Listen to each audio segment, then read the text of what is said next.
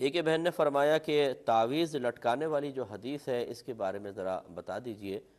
جیسے حدیث میں ہے، سرکار نے ارشاد فرمایا کہ جس نے تعویذ لٹکایا اس نے شرک کیا۔ سوال یہ پیدا ہوتا ہے کہ صرف سرکار کی اس طرف فرما دینے سے کہ تعویذ لٹکایا اس نے شرک کیا، کیا ہر تعویذ غلط ہو جائے گا؟ یقینی سی بات ہے کہ نہیں ہوگا۔ ضرور اس حکم میں کوئی نہ کوئی علت تو موجود ہے۔ نبی کریم صلی اللہ علیہ وسلم نے اصل میں کفار جو تھے وہ شرکیہ اور کفریہ تعویذ لٹکایا کرتے تھے، ان کو منع کرنا سرکار کا مقصود تھا۔ اور یہاں ایک نکتے کی بات اچھی طرح یاد رکھیں کہ جب شراب کی حرمت کا حکم نازل ہوا تو شراب حرام ہوئی تھی۔ جن برتنوں میں شراب پی جاتی تھی وہ برتنوں کا استعمال تو کوئی حرام نہیں ہوگا، وہ تو برتن ہیں، ان میں اگر آپ پانی پیے تو جائز ہونا چاہیے۔ لیکن رحمت کونین صلی اللہ علیہ وسلم نے شروع میں نہ صرف شراب تو حرام ہوئی تھی اللہ کی طرف سے، ان برتنوں کے استعمال کو بھی منع فرما دیا کہ نہیں کر سکتے۔ اور جب نبی کریم صحابہ کے سامنے کوئی چیز بیان فرمائے تو پھر تو صحابہ پہ نبی کا ماننا فرض تھا نا، گویا کہ برتنوں کا استعمال بھی حرام کر دیا، حکم ماننا فرض ہوا۔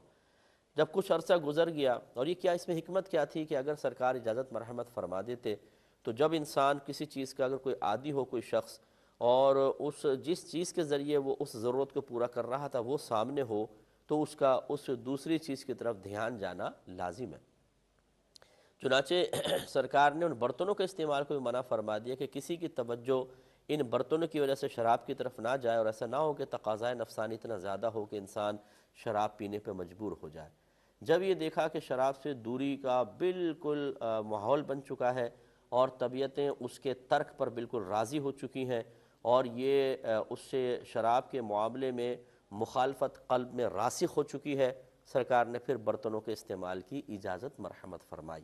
یہ اچھی طرح ذہن میں رکھیں کہ جب یہ شرکیہ تعویذات استعمال ہو رہے تھے، نبی کریم صلی اللہ علیہ وسلم نے شرکیہ تعویذات کے استعمال کو تو وہ حرام ہی تھے، وہ تو منع ہی فرمانا تھا۔ ذکر والے تعویذ بھی بعض حدیثوں میں آتے ہیں سرکار نے منع فرمائے، تاکہ ایسا نہ ہو کہ انسان کوئی اللہ کے ذکر والے تعویذ استعمال کرے اور آہستہ آہستہ انہی میں جا پڑے۔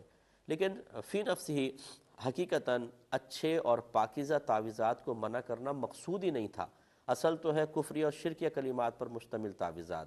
جب اللہ تعالیٰ کا نام ہم ویسے زبان سے ذکر کر سکتے ہیں، نبی کریم صلی اللہ علیہ وسلم اظہار معجزہ کے لیے کھانا سامنے رکھ کر کلام الہی پڑھ کر اس میں برکت پیدا فرما سکتے ہیں، یا اللہ تعالیٰ ہی برکت پیدا فرماتا ہے، سرکار وسیلہ بن گئے، تو پھر ان کلمات کو لکھنا کیسے گناہ ہو سکتا ہے؟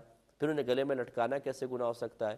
اگر کوئی کہے جی یہ توکل کے منافی ہے، اللہ پہ بھروسہ کرنے کے منافی ہے، تو اس لیے میرے خیال میں اس نے کبھی توکل کی تعریف نہیں پڑھی ہے۔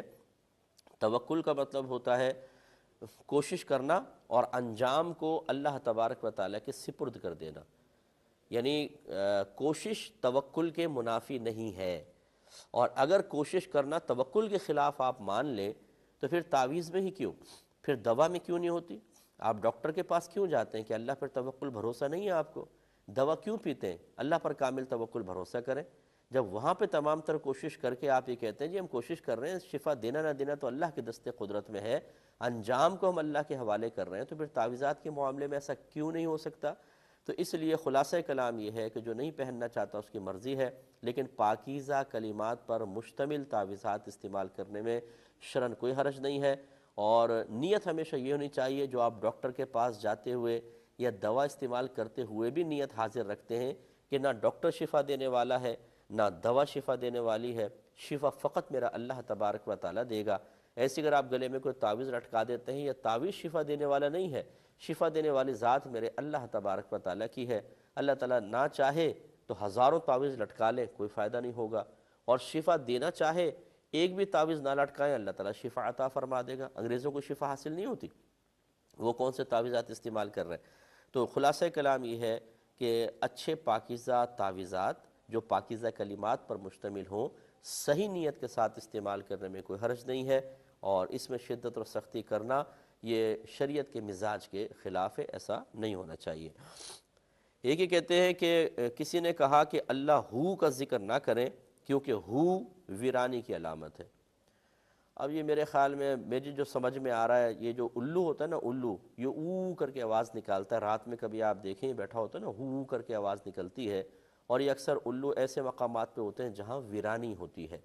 تو یہ ان صاحب نے شاید یہ کلابے ملا کر یہ کہا کہ جی اللہ ہو جو ہے ویرانی کی علامت ہے، اس لیے نہ کیا جائے ذکر، یہ ان کی اپنی ذہنی اختراع ہوگی، ورنہ جب ہم اللہ لکھتے ہیں نا اللہ، تو حقیقتاً یہ ہے ہی اللہ ہو، کیونکہ اللہ ہو، اللہ کے اوپر تنوین نہیں آتی لفظ اللہ کے اوپر، تو یہ اللہ ہو ہوتا ہے، ہاں کے اوپر پیش ہوتا ہے، اللہ ہو خود بخود ہے یہ۔ ہم تو اللہ ساکن کر کے پڑھتے ہیں نا، اگر اس کو آپ ساکن نہ پڑھیں، اس پہ اعراب جاری کریں تو یہ اللہ ہو پڑھا جاتا ہے۔ تو یہ ہو اگر واقعی ویرانی کی علامت ہو تو پھر اللہ تبارک و تعالیٰ نے ایسا اسم یا ایسا اپنا علم کیوں ظاہر فرمایا جس میں معاذ اللہ ویرانی کی نشانیاں ہوں؟ تو یہ بالکل بے وقوفی کی بات ہے، کوئی اس میں ویرانی کی علامت نہیں ہے۔ ہمارے اکابرین اللہ ہو کا ذکر کرتے رہے ہیں، اور ہو کے ذکر میں بڑی برکت بھی رکھی گئی ہے، تو اس لیے کر سکتے ہیں۔ جس نے ایسا کہا اس نے غلط کہا۔ جب بھی کوئی آپ سے اس قسم کی اپنی مطلب مجتہدانہ صلاحیتوں کے استعمال پر مصر نظر آئے تو اس سے کہیں کہ بھائی ذرا لکھ کر بتا دو، لکھ کر دے دیں۔ تو اگر کوئی ایسے کوئی مطلب مذہب سے تعلق رکھنے والے، بعض اوقات سطحی تعلق رکھنے والے لوگوں کو ایسا چھیڑ چھاڑ کرتے رہتے ہیں، تنگ کرتے ہیں، اس سے لکھوائیں، اور دوسرا اس سے دلیل مانگے کہ بتائیں کہاں لکھا ہوا ہے قرآن یا حدیث کے اندر، آپ سمجھائیے ہمیں۔ ایسا نہیں کہ اس نے بولا اور آپ ایک دم وسوسے کا شکار ہو گئے۔ اسی سے تو ان کی حوصلہ افزائیاں ہوتی ہیں۔ آپ دیکھیں یوٹیوب بھری پڑی ہے، سوشل میڈیا پہ اسی طرح ہر ایک نے چٹکلے چھوڑ رکھے ہیں، اور لوگ بیچارے پریشان ہیں، وسوسوں کے شکار ہو رہے ہیں۔ بھئی کیوں ہو رہے ہیں آپ وسوسوں کے شکار؟ کوئی بھی شخص نتو پتو کھڑے ہو کر کچھ بھی بات بول دیتا ہے اور ہمارے ایمان کا خطرہ بن جاتا ہے۔ اس طرح کے کسی فرد کے اوپر بھروسہ نہ کریں جب تک کہ وہ شرعی دلیل وہاں پر آپ کو نہ دے۔